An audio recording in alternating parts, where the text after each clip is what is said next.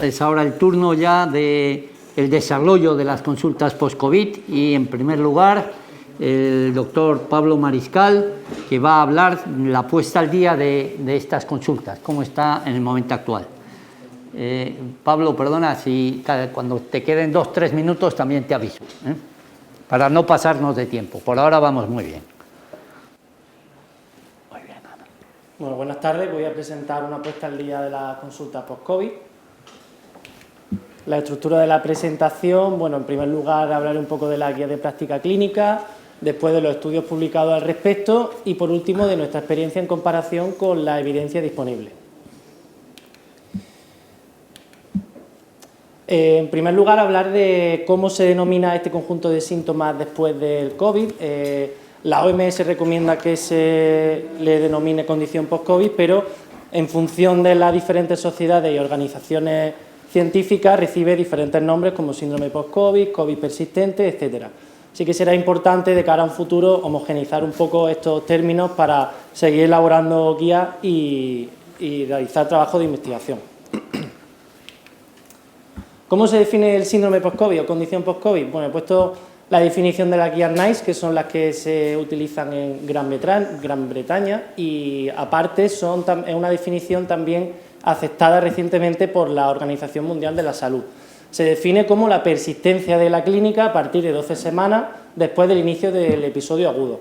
Y además la OMS recalca que se deben descartar a diagnósticos alternativos derivados de estos síntomas. Lo que nos sugieren en la guía NICE es que una vez que valoremos al paciente, unos 3 meses después de haber sido dado de alta o de haberse curado de la infección, es que se le solicite en la primera consulta un análisis de sangre con bioquímica, hemograma y coagulación, una prueba de imagen, en este caso radiografía de tórax, una prueba de tolerancia al ejercicio y registros hemodinámicos que, bueno, junto con todo lo anterior, en la primera valoración se valorará si derivar al paciente a urgencias porque lo necesite o, en función de la clínica acompañante, derivar a los diferentes especialistas como rehabilitación, psiquiatría, neurología, etcétera. Aquí tenemos el algoritmo de seguimiento de la Sociedad Española de Neumología y Cirugía Torácica, que recomienda que después de un ingreso por neumonía grave se haga la primera visita entre el primer y el tercer mes y se valora al paciente con una prueba de imagen, ya sea radiografía de tórax, tomografía de alta resolución o angioTAC de arterias pulmonares. Se valorará qué prueba llevar a cabo en función del paciente.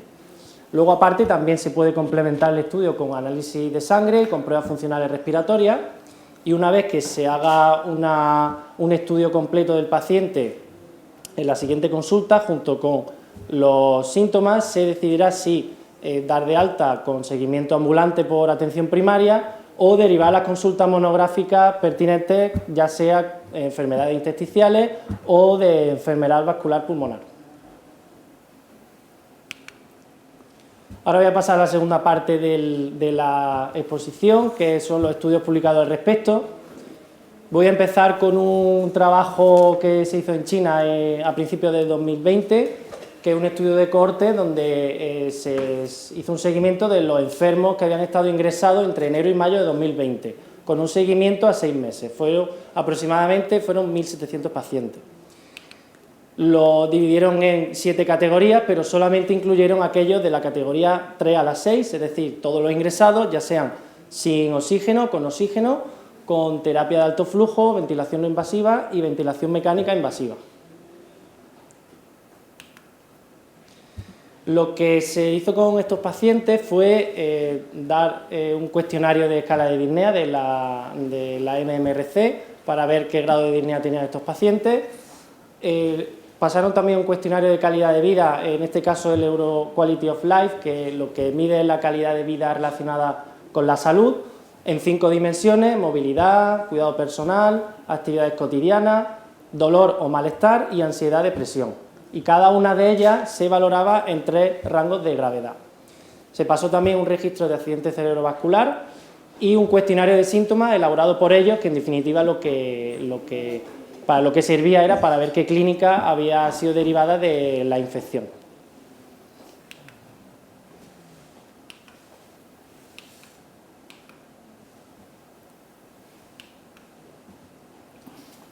pues no pasa.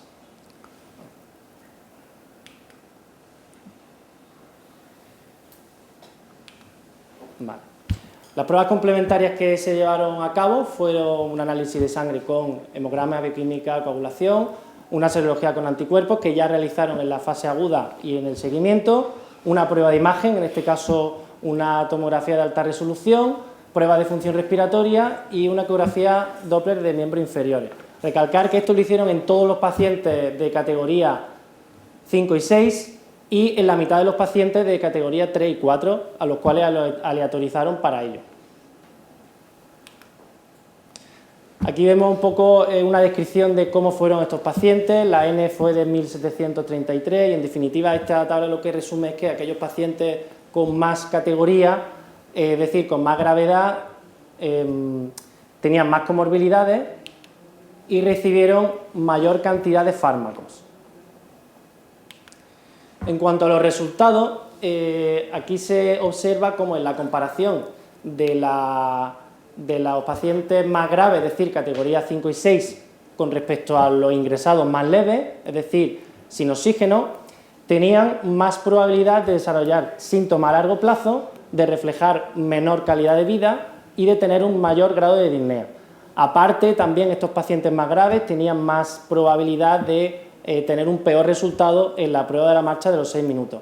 En cuanto a la comparativa de las categorías 4 y 3, es decir, los ingresados sin oxígeno y con oxígeno convencional, no hubo diferencia significativa entre ambos. En cuanto a las pruebas objetivas de función pulmonar y de imagen, los pacientes que habían estado más graves, en UCRI o en UCI, tenían mayor probabilidad de tener una difusión más baja y en cuanto a las pruebas de imagen de tener más lesiones en el parénquima pulmonar, como consolidaciones o vidrio ilustrado.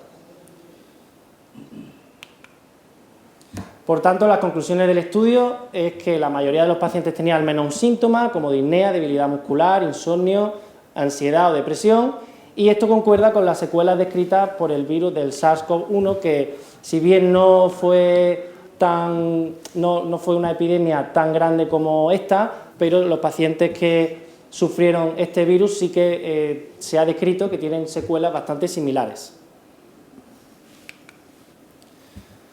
Este es un metaanálisis de 15 estudios de al menos una N de 100 pacientes, con un seguimiento en torno a de 15 a 115 días y, bueno, en definitiva, lo que nos muestra es que al menos el 80% tenían síntomas después de haber tenido la infección, siendo el síntoma más frecuente el cansancio, seguido por la cefalea y el déficit de atención y ya, etc. Este es un trabajo irlandés que investigó las asociaciones entre la enfermedad inicial y los hallazgos anormales en la radiografía de tórax, la distancia de la prueba de la marcha de los 6 minutos y la percepción del esfuerzo máximo. Y bueno, en definitiva las conclusiones son similares, se pueden extrapolar un poco al estudio previo del Lancet, en el que los pacientes que habían estado en la UCI tenían más probabilidad de desarrollar alteraciones en la radiografía y, bueno, con respecto a la edad sí que reflejaron mayor grado de disnea y un test de la marcha significativamente peor. Este es un trabajo multicéntrico, observacional, prospectivo, de 870 pacientes dados de alta tras un episodio de neumonía por SARS-CoV-2. Se le hizo a todo un cribado telefónico a las 4 semanas de haber sido dados de alta y todos aquellos que reflejaban síntomas respiratorios se le realizó una tomografía de alta resolución y prueba de función respiratoria. Aquí vemos un poco las lesiones de estos pacientes. Y a todos aquellos que tenían lesiones objetivadas en el TAC se les trató con prednisona a una dosis descendente de 0,5 miligramos kilo, como vemos en la gráfica a lo largo de las 6 semanas. Y lo que se observó después de otra prueba de imagen y decisión del comité multidisciplinar era que aquellos enfermos que habían estado ingresados o que tenían en la primera prueba de imagen en vídeo ilustrado o consolidación, habían mejorado considerablemente, o bien disminuyendo la densidad o bien desapareciendo las lesiones. En cuanto a las pruebas funcionales respiratorias, también hubo una mejoría significativa de la capacidad vital forzada y de la capacidad de difusión de monóxido de carbono. Y bueno, ahora voy a pasar a la tercera parte de la exposición, nuestra experiencia en comparación con la evidencia disponible. Estos resultados son sobre un estudio preliminar de 300 pacientes, ahora mismo estamos analizando 1.700 y bueno, se ha presentado en diferentes reuniones. En primer lugar, valoramos en la primera consulta la calidad de vida con el mismo cuestionario que el primer trabajo que he estado explicando y bueno, vemos cómo los enfermos reflejaban al menos 39% de problemas en comparación con un 7% en cuanto a la movilidad. En el cuidado personal, un 16% de los pacientes reflejaron problemas en la primera consulta, frente a un 1% en el estudio del Lancet. En cuanto a las actividades cotidianas, similar, es decir, un 48% reflejaron problemas frente a un 2% del estudio mencionado. En cuanto a dolor y malestar, un 66% frente a un 27%. En ansiedad y depresión también reflejaban más problemas, un 49% frente a un 23%. Y en la escala visual analógica, nuestros pacientes reflejaron un 66% de puntuación frente a un 80% del estudio que se hizo en China. Esto resume un poco las gráficas que he mencionado previamente, teniendo en cuenta que en la primera visita de nuestra consulta los pacientes estaban o reflejaban estar peor que en el estudio del Lancet.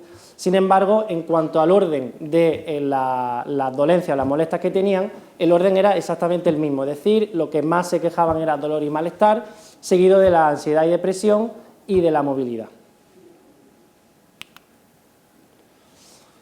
Esta es una gráfica que refleja ya, en este caso solamente en nuestra consulta, el cuestionario del LCADL, que describe un poco el grado de disnea en enfermedades crónicas y bueno, vemos como el autocuidado en la puntuación fue 5/20, en actividades domésticas 8/30, actividades físicas 4,5/10 y por último un 4/15, teniendo en cuenta que a más puntuación el paciente reflejaba peor estado de salud.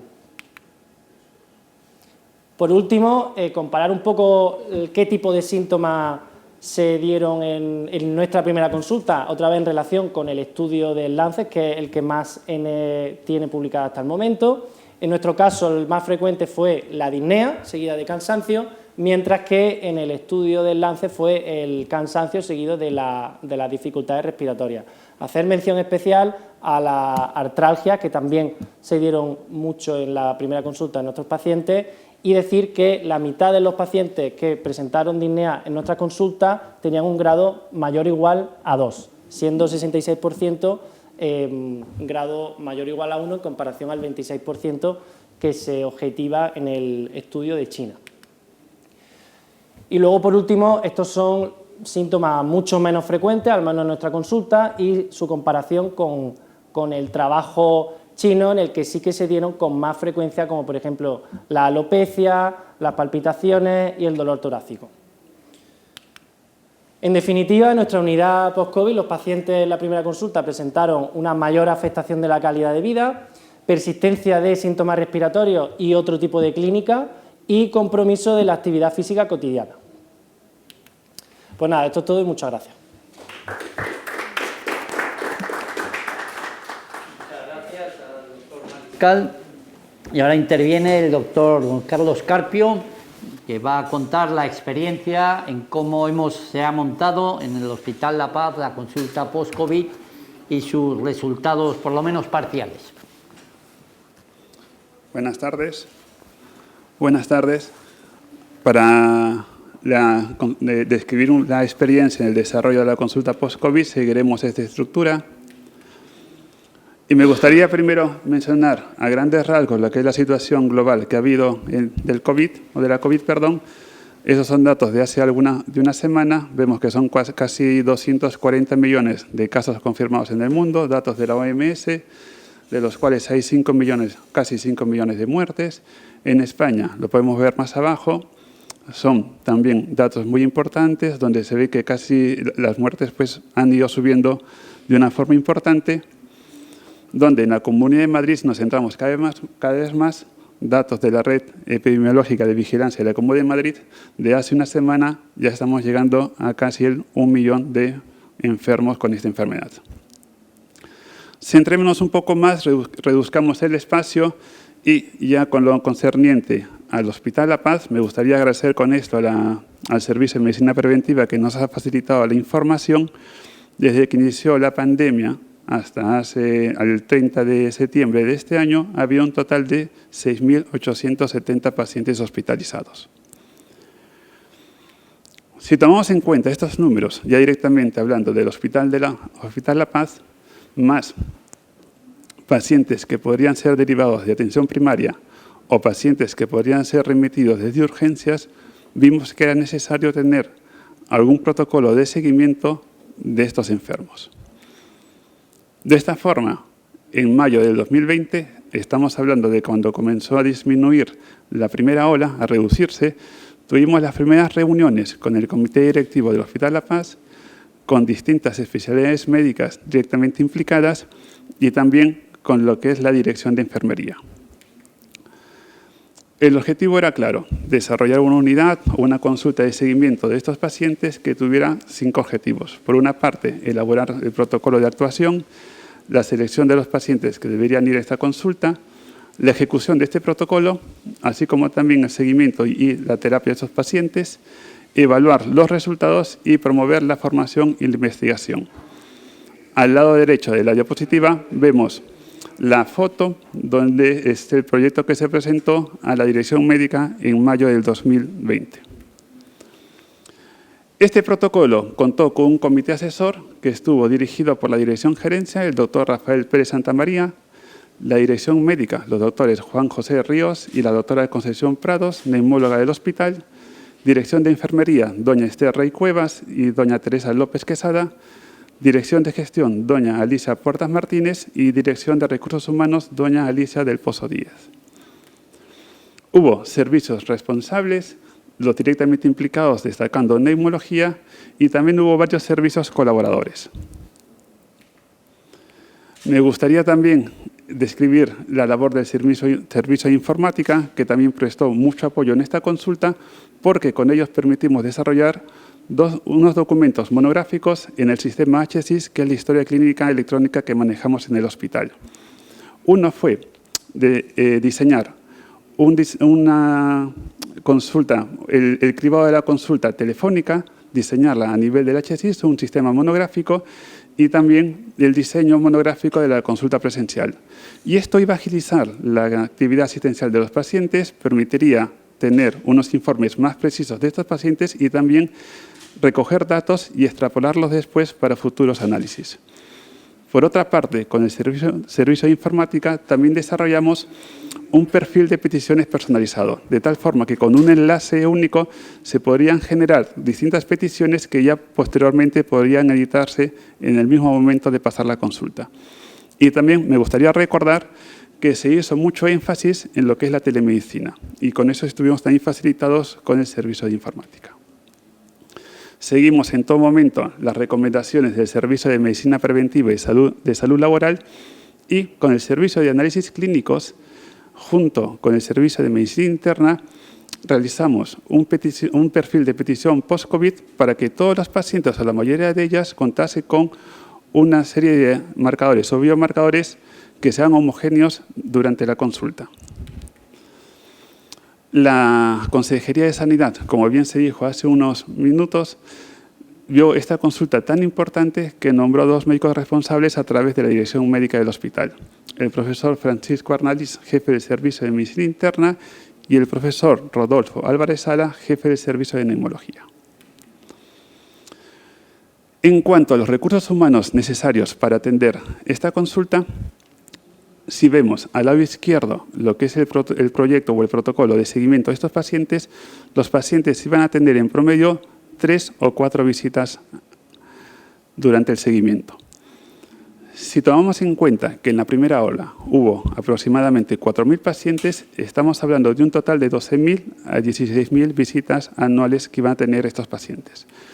Vayamos a ver los datos del 2019, ya expuestos por el doctor Álvarez Sala en el vídeo que se presentó.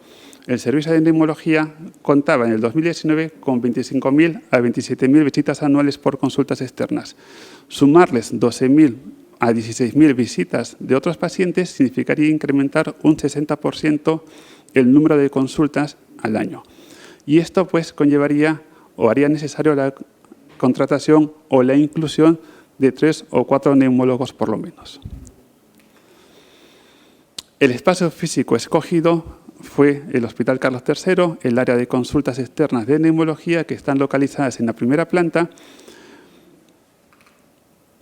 Y con respecto a los recursos materiales, solicitamos la adquisición de equipos de espirometría y de difusión, así como un pulsóxímetro para la prueba de la marcha de 6 minutos. Me gustaría remarcar en cuanto a la selección de pacientes que deberían ser incluidos o evaluados en esta consulta, que el Hospital La Paz, desde inicios de la pandemia, en marzo del 2020, contó con a través de Dirección Médica y de distintos servicios, con la creación de una plataforma con el nombre de COVID@HULB. En esta plataforma se incorporaban los datos de clínicos, de análisis radiográficos y también de pronóstico de todos los pacientes ingresados durante la primera ola en su momento. Esta plataforma se ha acompañado también de distintas publicaciones en revistas de alto impacto y el Servicio de Neumología ha contribuido de una forma directa e importante en esta plataforma. Entonces, esta plataforma, así como los registros que tiene Central de Camas, nos permitirían identificar todos los pacientes ingresados en el Hospital La Paz. Luego, a través de ciertos criterios de preferencia que deberían cumplir estos pacientes, ya tendríamos un listado de aquellos pacientes que deberían ser evaluados en esta consulta. Lo que hicimos fue tener un cribado telefónico inicial con estos pacientes para cotejar y confirmar que deberían ser evaluados y valorados en esta unidad, y posteriormente realizamos la visita presencial. Los criterios de preferencia fueron estos: destacar que los pacientes que habían tenido un ingreso en la UCRI o en unidades de enfermos críticos les dimos una preferencia mayor para llamarlos cuanto antes, y la hoja o el documento de cribado telefónico, que también fue elaborado con los servicios de rehabilitación y de psiquiatría y de medicina interna, lo podemos ver ahí, que permitía pues decidir si el paciente debería ser evaluado presencialmente en la consulta. La agenda de la consulta inicial la podemos ver en esta diapositiva, donde se va a atender en turnos de mañana de lunes a viernes y en turnos de tarde de lunes a jueves, es decir, 9 turnos de consultas a la semana. El protocolo de seguimiento lo podemos ver en esta diapositiva, donde me gustaría destacar que el paciente, luego de ser evaluado en una primera consulta y posteriormente en una segunda consulta, podría ser remitido a distintas unidades ya multidisciplinares o a cargo de neumología o de otros servicios, o incluso ser dado de alta a atención primaria, para así que la consulta tenga pues esa agilidad y ese dinamismo que se necesita. En total, identificamos 4.080 pacientes a ser evaluados en esta consulta, de las cuales muchos fueron porque se fueron con oxígeno al alta o también por haber tenido tratamientos experimentales, y aquí incluyo lo que es el uso de la hidroxicloroquina, que se usó mucho en la primera ola. Y en cuanto a números, es decir, a toda la actividad asistencial que hemos atendido en esta unidad, desde el 1 de junio del 2020, que es cuando comenzó esta consulta, hasta el 31 de agosto de este año, se han evaluado un total de 4.867 consultas. Me gustaría destacar de que ha habido mucho énfasis en hacer evaluaciones telefónicas, donde casi un 30% de las evaluaciones totales han sido telefónicas, y en cuanto a las revisiones, casi un tercio de estas han sido también telefónicas. Con respecto a las interconsultas o a las derivaciones a otras especialidades, pues ha habido muchas de ellas a los servicios de cardiología y de medicina física y rehabilitación, pero si vemos en un conjunto, se han derivado a muchas especialidades. Hemos usado el perfil específico de análisis clínicos en el 80% de pacientes y se han realizado y se han llevado a cabo en lo que es la exploración funcional respiratoria, números también muy importantes a destacar, con casi 1000 espirometrías y más de 800 difusiones o medidas de capacidad de difusión. Toda esta actividad asistencial enorme, esta actividad asistencial grande, también se ha acompañado de una importante calidad durante la atención de los pacientes, donde podemos ver aquí que los pacientes valoran con una descripción de muy satisfechos, que es la calificación más alta que le dan a esta atención, tanto a enfermería como a la consulta médica. Sin embargo, hemos tenido también dificultades, hemos tenido también muchos obstáculos y me gustaría destacar que es como vemos a nivel de enero del 2021, que pasamos de 9 turnos de consultas a la semana a 3 turnos de consultas, porque los neumólogos que estaban realizando la actividad asistencial fueron remitidos, trasladados al Hospital Zendal porque coincidía con la tercera ola y necesitaban neumólogos para la atención de pacientes. Como vemos, actualmente, luego de esa disminución del número de consultas por semana, pues el número de peticiones que no han conseguido ser citados en la consulta ha aumentado de una forma considerable y exponencial, situándose en este momento en casi 1.800 pacientes que tienen una cita pedida, pero no ha sido creada aún porque no hay huecos disponibles para citarlos. También, por nuestra parte, hemos tenido planteamientos para crear soluciones a esta gran demanda que existe y a esta demora en las citaciones en muchas ocasiones, y así este año, en abril, entre reuniones con la doctora Ana Santiago como la doctora María Gómez Mendieta y también el doctor Álvarez Sala, la creación de una consulta específica para pacientes que se van de alta de las unidades de cuidados intermedios. Hasta ahora se han evaluado muchos pacientes y tenemos huecos disponibles en esa agenda, con lo cual pues, podemos agilizar la atención de estos pacientes durante el seguimiento. También, tras un enorme esfuerzo, se ha reorganizado las consultas y los facultativos para pasar distintas actividades en consultas, y se ha logrado abrir desde el 1 de octubre de este año 5 turnos de consulta post-COVID. Asimismo, en lo que referente a la atención primaria, y aquí me gustaría agradecer también al doctor Miguel Mengual, del Comité Directivo del Hospital La Paz, que contó con nosotros para las interconsultas electrónicas con atención primaria, y hasta el momento se han realizado 1.027, de las cuales casi el 50% corresponden a pacientes COVID atendidos en atención primaria. No todo ha sido actividad asistencial, también nos hemos interesado mucho por la actividad científica. Tenemos un comité científico con reuniones por lo menos una vez cada mes o una vez cada 3 semanas con distintos servicios del hospital. Y actualmente tenemos varios proyectos, ¿no? Por una parte, tenemos ya una plataforma post-COVID que ya es independiente de la plataforma COVID-HUL, donde se incorporan todos los datos de la consulta y para hacer análisis posteriores.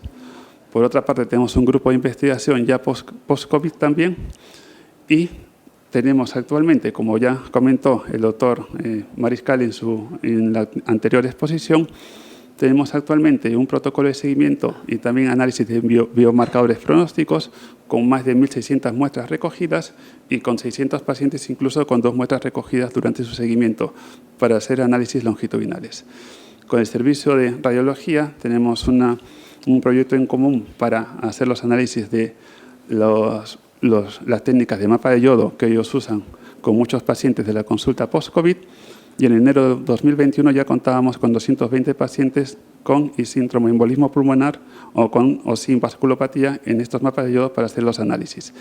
Y por último, hay unas convocatorias, y hemos participado en esas convocatorias de la de la Consejería de Educación con fondos de la Comunidad Europea, tanto con la Universidad Autónoma de Madrid como con la Universidad Carlos III.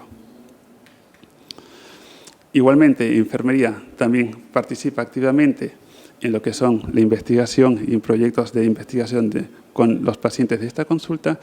Y aquí me gustaría destacar sobre todo uno que es llevado a cabo sobre la humanización en el seguimiento de estos pacientes.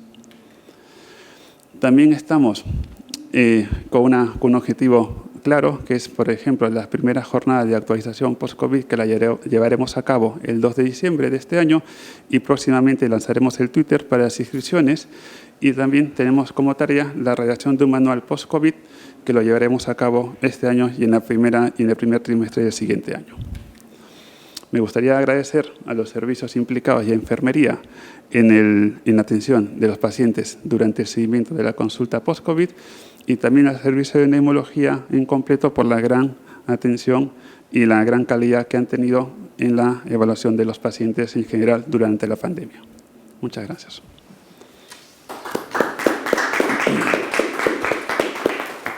Muy bien, muchas gracias, doctor Carpio. Y es el turno de debate, de preguntas.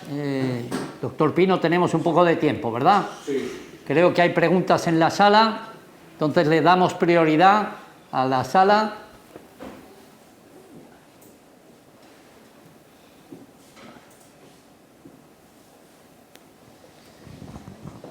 Gracias. Uy. Bueno, enhorabuena a Toñi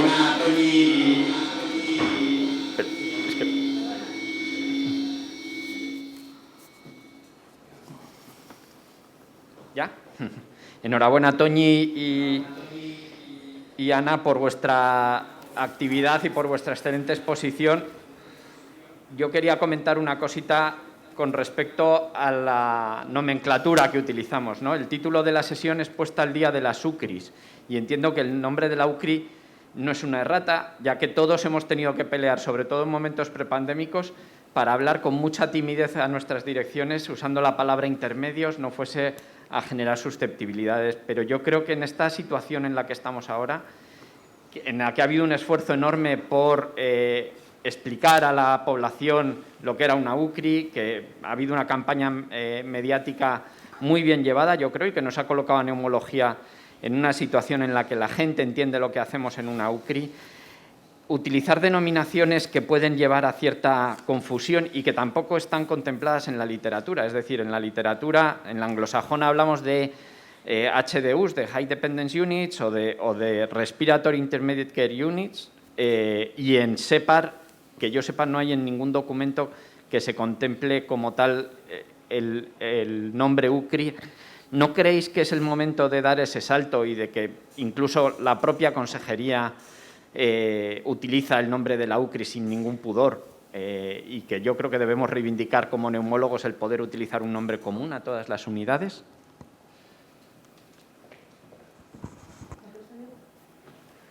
Bueno, yo, Javier, estoy de acuerdo contigo y por eso he hablado en todo momento. Me tienes que poner ahí.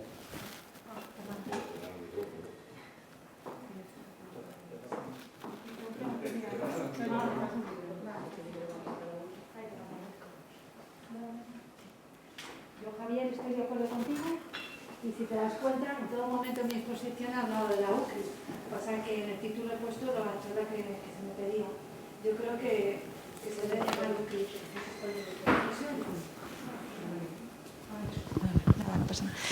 Bueno, te vuelvo a decir que estoy de acuerdo contigo y que yo creo que debemos de llamarlos UCRIs. Y en mi charla he puesto UCRI, aunque en el título he puesto UCRE, que es lo que se me pedía. Yo estoy de acuerdo en que debemos llamarlo UCRI. Comparto toda tu decisión y creo que los neumólogos debemos reivindicar ese papel. Pero bueno, yo únicamente soy una trabajadora. Creo que queda en manos de nuestros jefes y reivindicar ese papel. Sí, si me permitís, la denominación en nuestro hospital de UCRE en vez de UCRI, que en definitiva es lo mismo, pero eso nos ha allanado muchísimos caminos. No llamarle intermedios, la palabra intermedios generaba anticuerpos por todos lados, por el servicio de medicina intensiva, el servicio de anestesia, la urgencia, medicina interna, hacía que eso no fuera viable. bastó una pequeña modificación, como fue el nombre, y buenas maneras y buenas relaciones entre todos. Ya se ha puesto totalmente en marcha estas unidades, con lo cual pues estoy de acuerdo que posiblemente es el momento de llamarle UCRIS en vez de UCRES a nivel nacional y por supuesto en nuestra Comunidad de Madrid. Nuestro hospital lo vamos a intentar poco a poco y que no genere muchos rechazos, pero totalmente de acuerdo con la propuesta del doctor Sayas. Muchas gracias. No sé si en la sala hay alguna pregunta más. De momento no. Aquí tenemos grandes expertos entre el público. La doctora Villena, que es la jefa de servicio de neumología del Hospital 12 de Octubre, quiere intervenir. Muchas gracias. En primer lugar, felicitar a todos los ponentes y a la organización por yo creo que es una presentación de lujo para esta primera sesión y, por tanto, inaugura de forma muy importante y muy brillante este tipo de sesiones interhospitalarias. Mi pregunta era hacia la organización de la consulta post-COVID, en concreto en vuestro hospital, en el Hospital de La Paz. No me ha quedado completamente claro porque se han puesto una serie de... Es una consulta obviamente multidisciplinaria, pero lo que no me queda claro del todo es el papel que tiene medicina interna y neumología, la relación, qué tanto por ciento de esos pacientes, o si se refieren los datos solamente a lo que ha visto neumología, si había... En algunas ocasiones se compartían pacientes, con qué criterios, o sea, la relación con medicina interna y el trabajo de una especialidad y la otra.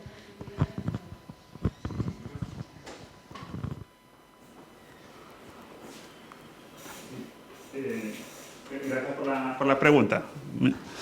Inicialmente, como he expuesto, inicialmente las reuniones fueron con varios servicios, pero hay que destacar el servicio de medicina interna, porque, como ha expuesto la doctora Santiago, fueron dos servicios esenciales que llevaron a la labor asistencial de los pacientes ingresados, que fueron medicina interna y neumología. Y por números, medicina interna casi tenía 2/3 y neumología tenía 1/3 de los pacientes ingresados.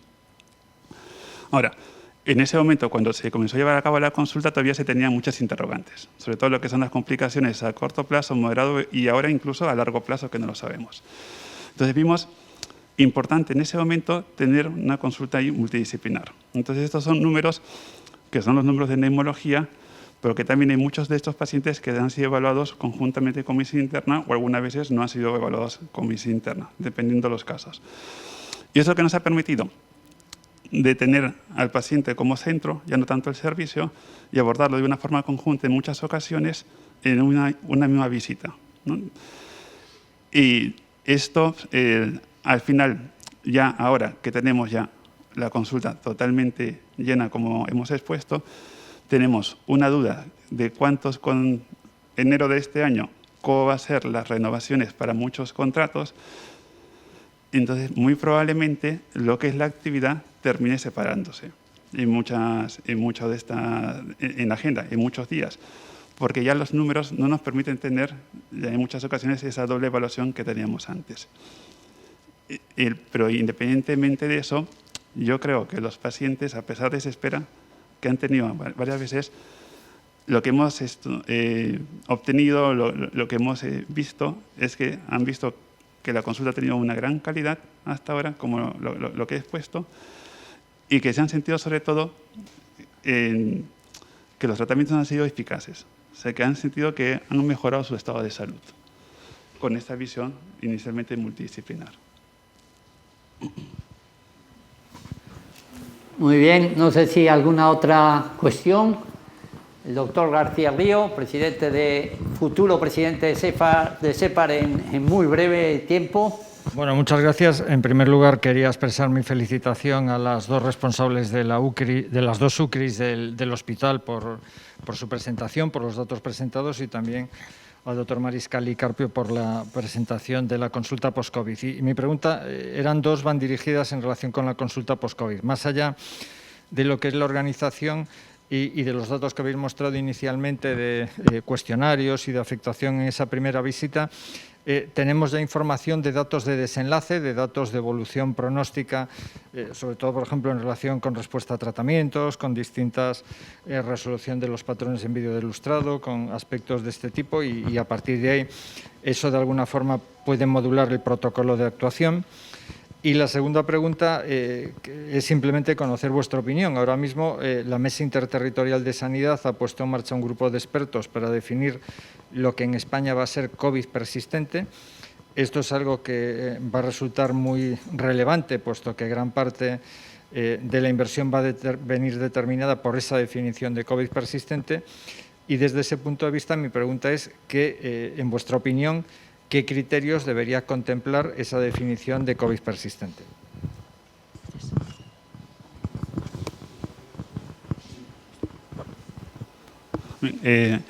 Gracias, Fran, por la pregunta. La primera pregunta la responderé yo, porque creo que tiene que ver más con los datos de la consulta, y la segunda pregunta la responderá Pablo, porque tiene que ver más con los conceptos que él ha expuesto. Con respecto a el impacto que han tenido los tratamientos sobre distintas patologías, sobre todo respiratorias, aquí todavía estamos siendo objetivos en la parte de análisis. ¿Por qué? Porque ha habido muchas diferencias en lo que son los tratamientos que se han usado. Primero, se le ha dado mucho uso inicialmente, por ejemplo, a los anticoagulantes en determinados pacientes y también el uso de corticoides y en diferentes dosis de corticoides. Ahora, todo eso, lo bueno es que está todo eso recogido y próximamente yo creo que tendremos unos análisis mucho más detallados de esa parte. En lo que respecta a la función respiratoria, y eso sí, en mucha similitud con los trabajos publicados y ya expuestos por Pablo, hemos visto resultados muy similares. O sea, de que en ciertos pacientes hay un mayor compromiso de la capacidad de difusión, sobre todo pacientes que han tenido mayor deterioro o mayor gravedad durante el ingreso, con unas imágenes y alteraciones estructurales del parénquima muy llamativos, y también en aquellos pacientes que tenían ciertas alteraciones a nivel periférico, sobre todo en lo que son los mapas de yodo, que también hemos visto ciertas disminuciones en la difusión de la capacidad de difusión. Pero lo que es las correlaciones directamente hechas, esto todavía estamos en plan de análisis. Y la segunda pregunta te la contesta Pablo. Con respecto a la segunda pregunta, creo que habría que tener en cuenta dos cosas fundamentalmente a la hora de definir qué sería un COVID persistente y qué pacientes se derivarían. En primer lugar, la asociación de temporalidad, es decir, aunque la guía nos dicen que son síntomas persistentes a los 3 meses, creo que incluso se debería ampliar un poquito más a 6 meses, puesto que hay pacientes que, aunque incluso no han estado ingresados, luego desarrollan síntomas que pueden ser atribuibles a la infección. Y aquí entro con el segundo concepto, que es que todo paciente que, digamos, se diagnostique de COVID persistente o sea considerado como tal, tiene que tener una exclusión de diagnósticos alternativos que no justifiquen esos síntomas. Entonces, yo creo que estos son dos conceptos importantes a la hora de, en un futuro, con más investigación, porque ahora yo creo que todavía no, a pesar de que sí que hay cosas publicadas, no estamos con el conocimiento completo, pues a tener en cuenta. Muy bien, yo sí tendría una pregunta para la doctora Santiago, y es cómo ve estas unidades UCRI, UCRE en el futuro inmediato que tenemos con la gripe. ¿Cómo se va a mezclar? Si vuelve a haber, ojalá que no, pero vuelve a haber algún pequeño brote de COVID al mismo tiempo que gripe. ¿Cómo se puede manejar esto? Si tiene alguna idea, porque es muy difícil, ¿eh? Sé que es una pregunta difícil y hay... Bueno, hemos cambiado tantas veces durante la pandemia que esto ya es un pequeño reto para todo lo que hemos pasado. Ahora se me ocurre, tenemos unidades de UCRI COVID, UCRI no COVID tenemos. Podemos habilitar espacios en el hospital que están preparados porque hemos ido cambiando las UCRI. Yo creo que no nos supondría ningún problema separar una UCRI COVID, una UCRI con pacientes para gripe y otra con pacientes, digamos, limpios. Yo creo que no habría ningún problema. De hecho, al menos en nuestro hospital ya tenemos enfermeras preparadas, deseando trabajar en terapias respiratorias, pues es un tema que gusta, y luego el paciente respiratorio es un paciente bonito, bueno, a ver qué yo voy a decir.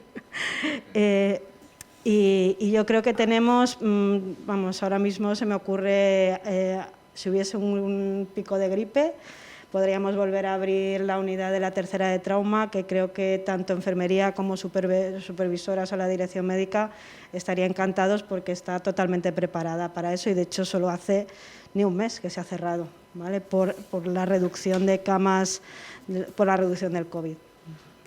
Muy bien, muchas gracias. Me informan que ya estamos llegando al final, así que quiero agradecer a todos los asistentes, por supuesto, a todos los participantes y también, como no, al equipo de Sanitaria 2000 por esta magnífica organización que han tenido. Ojalá, y eso es expresar que ojalá que a partir del 31 de diciembre sepamos que se van a renovar los contratos COVID de neumólogos, de enfermería, y que estas unidades de UCRIs no se desmontan. Y también, para finalizar, desear a Neumomadrid, a Sanitaria 2000, que estas sesiones interhospitalarias que se renuevan, por así decirlo, sean un éxito en el futuro. Muchas gracias, y si el doctor Pino da y el presidente de Neumomadrid, adelante. Muchas gracias. Yo simplemente quería intervenir para concluir esta jornada interhospitalaria de neumología, agradecer a Rodolfo Álvarez Salas su moderación, a todos los ponentes de la mesa. Lo comentábamos antes de la inauguración, la ambición es que esto se repita, que se convierta en un foro referente de información de la neumología, así esperamos que sea, y por supuesto pues les esperamos en la próxima edición, agradeciendo por supuesto a Neumomadrid la confianza y el auspicio, y a Auximesa Nippon Gases por la colaboración. Gracias.